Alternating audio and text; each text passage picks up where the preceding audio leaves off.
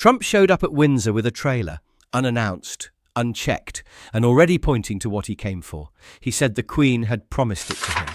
She told me it should be driven, not buried. Said the Defender was meant for his collection. But when Sergeant Reddick saw what was under the canvas, when he spotted the scarf still hanging from the mirror and watched an aide reach for the ignition fob, he stepped forward. And when Trump told him to move, he screamed. Now, before we show you what Prince William said when he stepped out of the black Land Rover, the final words that cleared the courtyard, and the reason that Defender still hasn't left its bay, make sure you're subscribed with the bell icon turned on, and drop a comment telling us where in the world you're watching from. Because this wasn't about ownership. It was about the last thing she ever drove and the man who refused to let them take it. The air above Windsor that afternoon had that peculiar hush you only got after a light rain. Dry stones steaming under the sun, flags hanging motionless, and boots clicking crisply across the gravel like clock hands on concrete. It was a ceremonial handover day, light on pageantry but heavy on paperwork.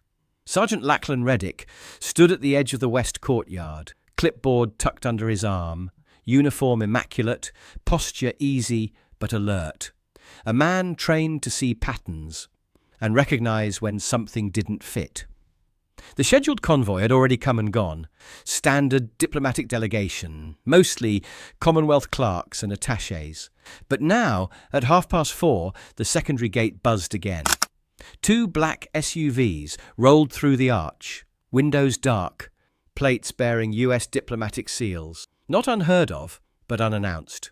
Behind them, rumbling slower, was a low-bed trailer covered in tan canvas, the type used for discreet cargo. No royal escort, no crest, no clearance logged on the sheet Reddick carried.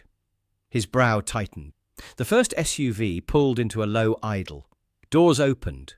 2 aides stepped out, both wearing earpieces, suits too sharp for anyone used to working in a palace.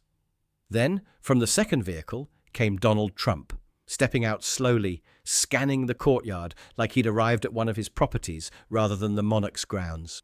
He didn't wait for an invitation. "Afternoon, boys," he said, raising a hand toward no one in particular. "Didn't think I'd get sunshine with this visit." The aides moved quickly.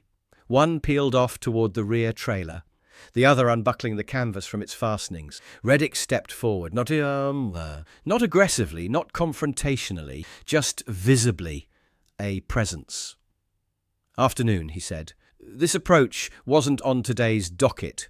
May I ask your purpose on sight?" Trump smiled as if he hadn't heard the question. "Beautiful place, Windsor. Always liked it here. Reminds me of Scotland, but better plumbing." Reddick's eyes didn't leave the trailer. The aide peeled back the last flap of canvas. What emerged wasn't unexpected anymore, but it still landed like a blow. Classic British green, square frame, matte finish with a high-clearance grille guard, and just under the dusted windshield, a faintly visible Balmoral tag, the late Queen's Range Rover Defender. Reddick's stomach settled into steel. The vehicle hadn't moved in over a year. Hadn't even been touched since the Queen's funeral orders were executed. It was sealed, catalogued, archived under Class B personal assets, non-transferable, non-circulating. That was the law. That was the will. And yet here it was, being rolled into position like excess freight. He turned slightly, his voice quiet but pointed. "That vehicle isn't on today's manifest, nor yesterday's." Trump gave a small chuckle. "Yeah, well, some things don't need manifests. This one was already spoken for." He winked. Reddick didn't blink. His hand moved slowly to his belt radio. He didn't press it. Not yet. But the line had just been crossed, and the Queen's Defender was already facing the exit. Trump walked toward the uncovered Defender with the swagger of someone who'd already told the story too many times. His aides stayed back, silent, scanning, but he didn't need them for this part. This was performative, a memory resold. "Gorgeous thing, isn't it?" he said aloud, gesturing toward the vehicle like he'd stumbled across a classic in a Florida barn.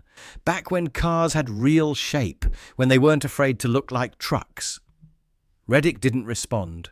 He stood beside the Defender's front quarter panel, arms lightly folded across his back, eyes locked. Not on Trump, but on the gap where the transfer documents should have been.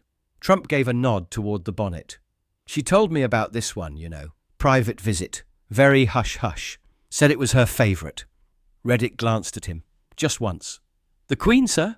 Of course, Trump said, smiling. Said it was a damn shame nobody drove it anymore. That it needed someone who could actually use it. Keep it moving. She said it herself. Better driven than displayed. Reddick said nothing. Trump turned, voice rising slightly as if to catch the ears of a few nearby staff. She offered it, plain as day.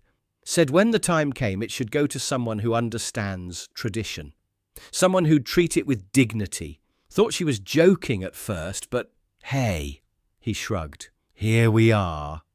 A silence settled over the stone courtyard, heavier than it had any right to be. One of the aides stepped forward, checking a side folder before whispering, "Should I show him?" Trump waved him off. "It's not about papers. It's about trust." Reddick finally stepped closer. "Sir, with respect, even if such a conversation took place, all royal vehicles are catalogued under fixed transfer protocols. Nothing can be removed from Class B archive status without sign-off from the Office of Registry." Trump turned fully to him now. "I'm not here for a lesson in filing, son. I'm here because this," he gestured again toward the Defender, "was already promised." Reddick's voice remained level. "By whom?" Trump took a step closer, lowering his tone just slightly. "Look, I don't expect you to understand how these conversations work. You think every handshake ends up in a spreadsheet. It was private, personal, and now it's time to honour it." He smiled again, this time more measured. "It's not politics. It's preservation. I'm not selling it. I'm not putting it in some New York tower. It's going in my personal collection, somewhere quiet, somewhere it'll be appreciated." Reddick's jaw didn't move. "It already is," Trump chuckled. "Come on now. It's been sitting in a garage collecting dust. I'm doing everyone a favour." Then, casually, with the ease of someone who saw uniforms as decorations rather than deterrent, he added, "You're just the logistics guy, not your call to make." Reddick's gaze didn't break, but somewhere, far beneath the surface, something had just locked into place. Reddick's boots echoed off the marbled corridor as he moved through the North Annex, past the brass-etched plaque of vehicle memorial holdings and into the archive room. The light here was sterile, clinical even, no windows, no ceremony, just steel cabinets, catalogue drawers, and biometric terminals lining the walls. He keyed in his clearance and stepped through the frosted door labelled Inactive Asset Logs, Royal Transport. The moment it hissed shut behind him, he exhaled, slow, controlled. The Range Rover was real. He'd touched its frame, seen the tags, and it was moving. At the central terminal, he entered the archive code manually, WRRD 194. The system took a moment to respond. Then the file loaded. Asset? Land Rover Defender, 110 SW, custom Balmoral configuration. Registration status, Class B, memorial vehicle, non-transferable. Custodial owner, HM Queen Elizabeth II, retired entry. Posthumous handling, assigned to Windsor Vault, Bay 7. Inactive status issued, 7th of September. Personal effects stored on board, not for catalogue. Preservation directive signed. Prince William of Wales, signature on file. Transfer conditions, none. Reddick stared at the screen. No ambiguities, no loopholes. The Defender wasn't just sealed, it was sanctified. Protected under archival directive. The name at the bottom meant more than ink. Prince William had countersigned the late Queen's final disposition, removing the vehicle from rotation indefinitely. He scrolled further. Nothing in the logs showed override or exception. But there was something else. A note, buried 3 entries down. Added manually, not system-generated. Dated 2 weeks after the Queen's passing. Vehicle contains personal diary, walking maps, and sealed correspondence. Contents unarchived per family request. Do not disturb. Reddick's throat tightened. This wasn't just a car, it was a time capsule, and Trump was about to load it onto a trailer like a vintage prop. He keyed into comms. "Control, this is Sergeant Reddick. Request immediate confirmation. Has WRRD 194 been scheduled for extraction today?" The line crackled. Then, "Negative, Sergeant. That unit is static. No movement authorized." He tapped twice to disconnect, then switched to his encrypted tablet.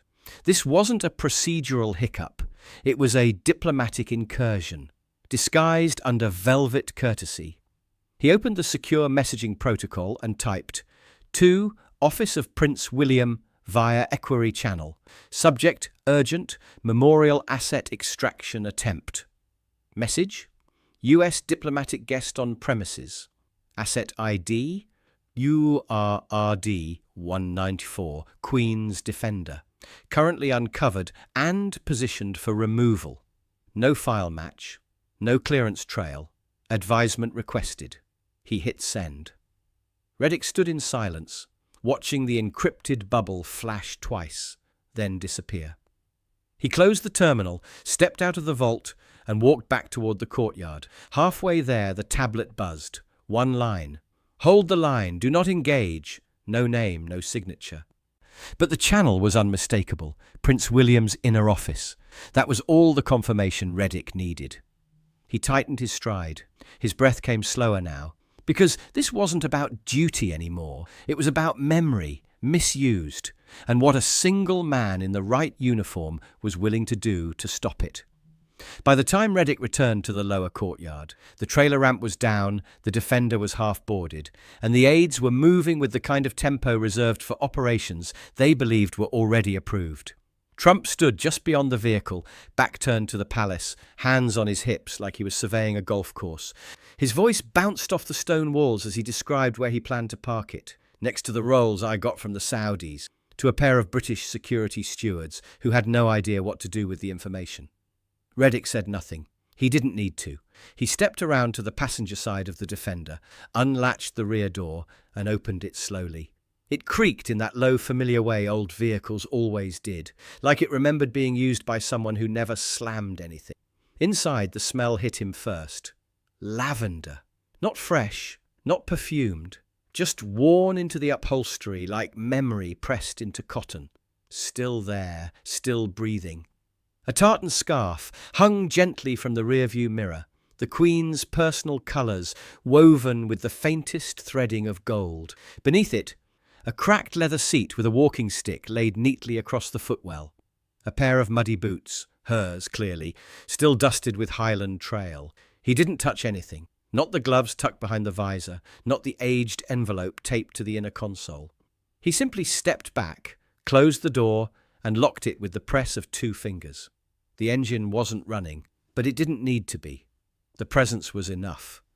He turned to face the trailer ramp, just as one of Trump's aides circled back toward the ignition side with a key fob. "No further steps," Reddick said calmly. The aide paused. "We've been told it's clear." "By whom?" The man glanced at his notepad but said nothing.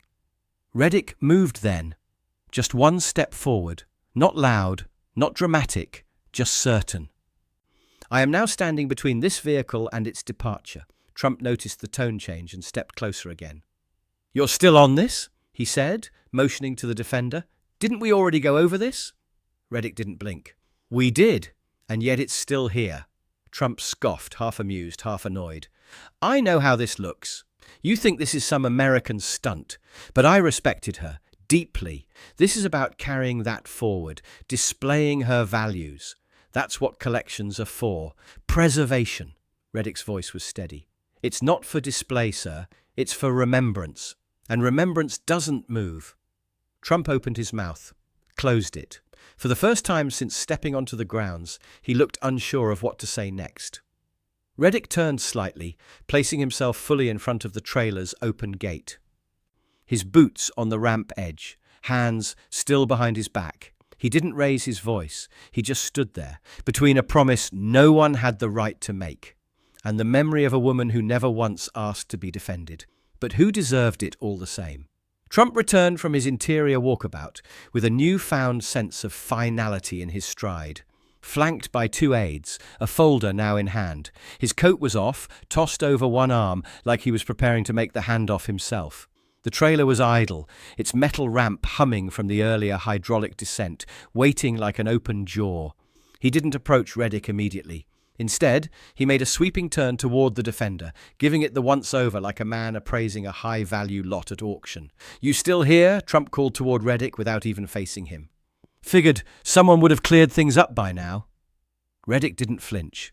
He stood unmoved, exactly where he'd been, between the bonnet and the ramp, boots firm on the gravel, like the perimeter depended on that square meter of space. Trump sighed, handed the folder to an aide. "Show him."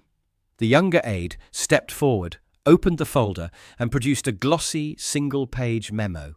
No signature, no official seal, just a printed letterhead from Clarence House, with vague language and the phrase, "Her late Majesty expressed a desire for international legacy gifting where appropriate."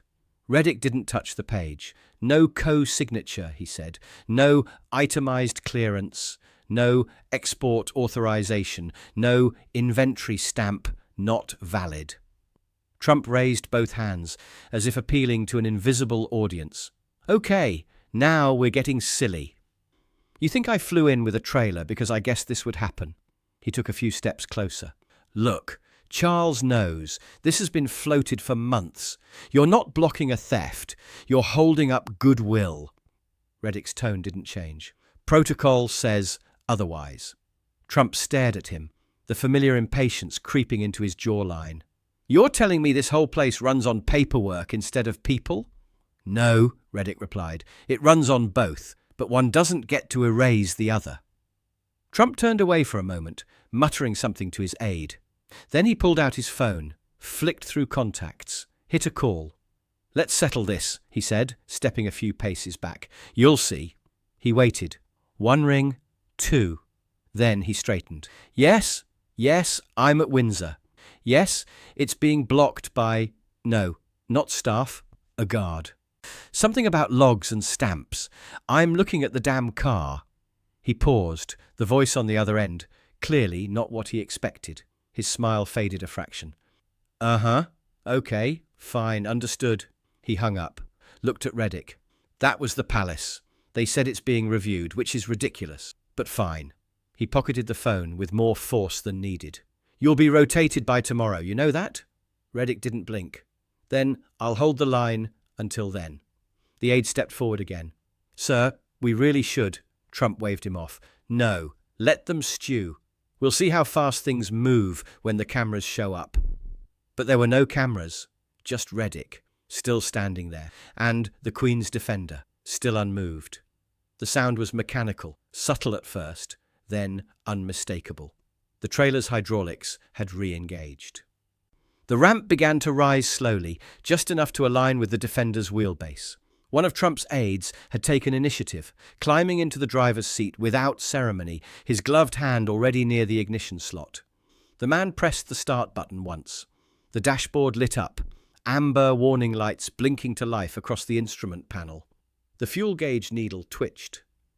A soft chime echoed from inside the cabin, the same sound the Queen would have heard every time she turned the key. Trump stepped closer to the trailer, nodding. "There we go. Let's not drag this out." That was the moment Reddick moved. One sharp pivot, two strides forward, a hand raised, not toward the driver, but to the air around him, commanding attention not by force but volume. "Stand down!"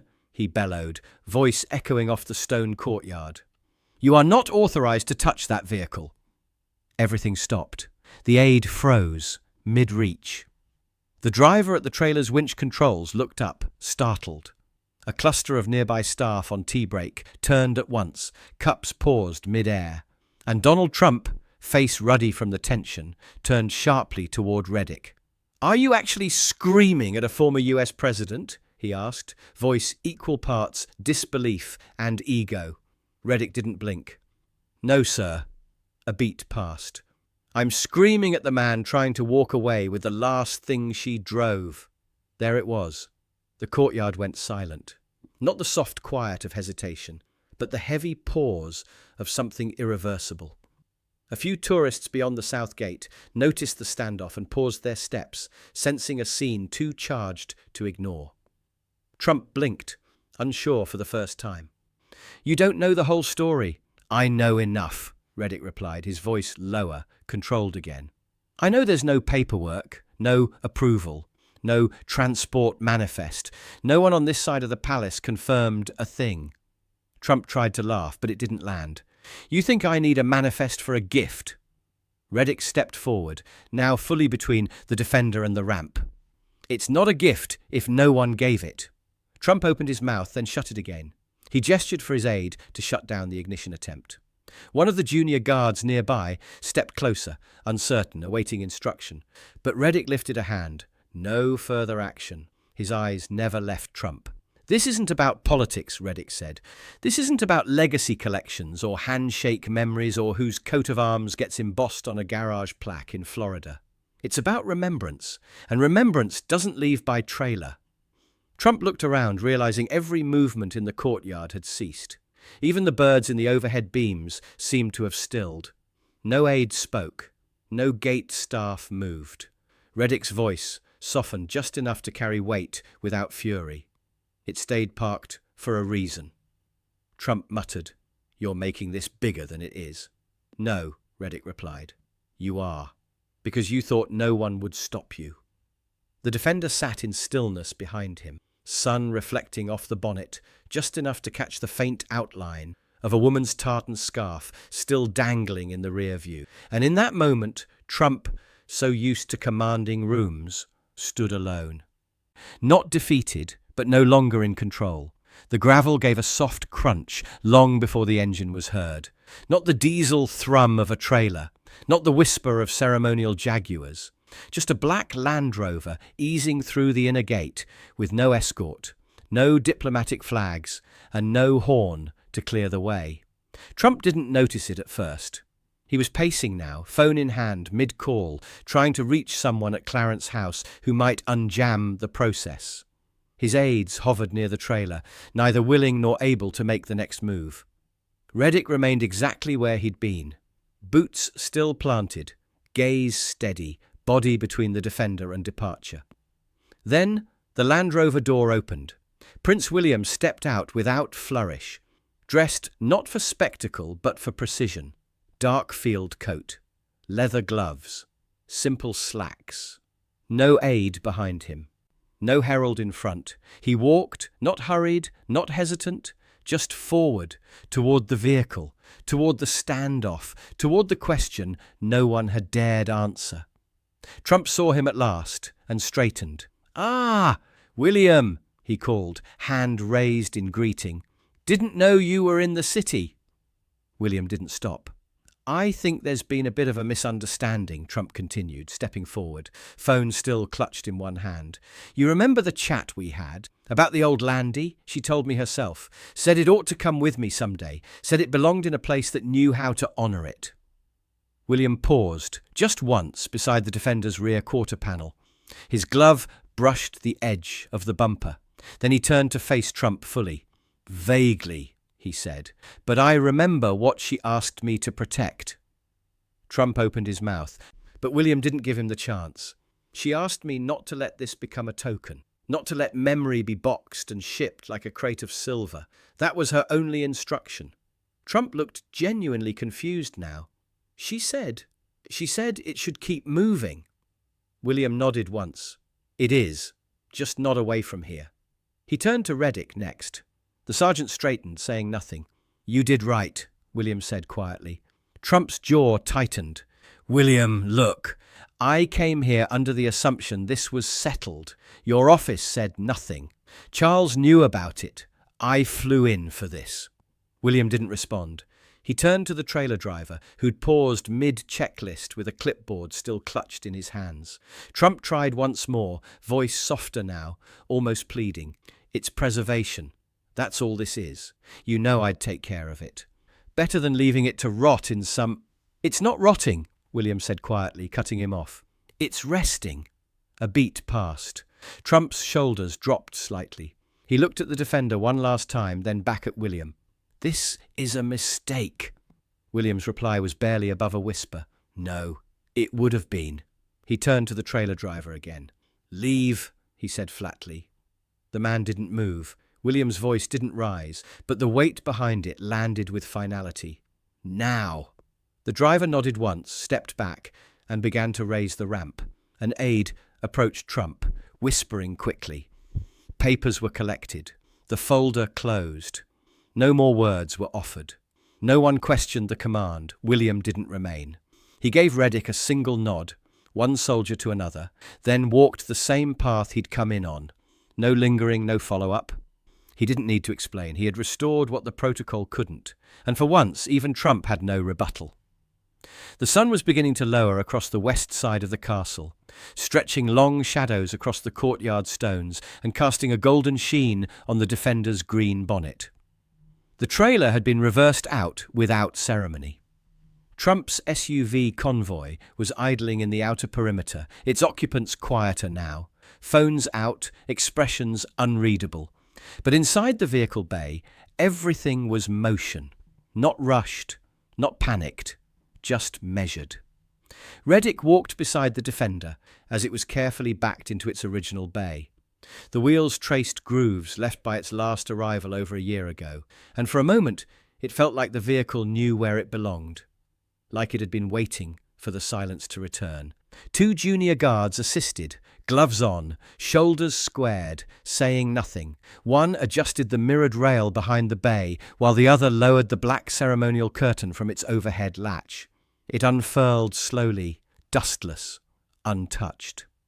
Reddick reached for the ignition fob, not to start the engine, but to deactivate the auxiliary power systems. A brief flicker lit the dash. Then the Defender went dark again. He opened the glove compartment, returned the small bundle of estate maps to their original position, and ensured the dog treat bag hadn't shifted. Everything was just as it had been, as she had left it. Inside the compartment, tucked beneath the maps, was the envelope he'd seen earlier, cream-coloured, unsealed. He didn't open it. That wasn't his place, but he could see the handwriting on the folded letter inside. Her handwriting, steady, clear, addressed to no one, just words she'd wanted to keep close. He closed the compartment gently, the latch clicking with that satisfying mechanical precision old Land Rovers were known for. With both hands, he gently lifted the Queen's tartan scarf and looped it back over the rearview mirror. It settled perfectly in the centre. No knot, no pin, just fabric and gravity doing what they'd always done. He stepped back. A single brass chain, aged, ceremonial, was removed from a velvet case and looped through the side door handles. Its plaque had been newly engraved, "Private Memorial Vehicle, Do Not Disturb." Prince William stepped forward at last. No speech, no flourish, just a quiet moment as he produced a small laminated seal from his inner coat pocket. The royal insignia gleamed faintly in the fading light. He pressed it firmly into the adhesive slot at the top of the bay's control panel. Reddick scanned his own wrist tag.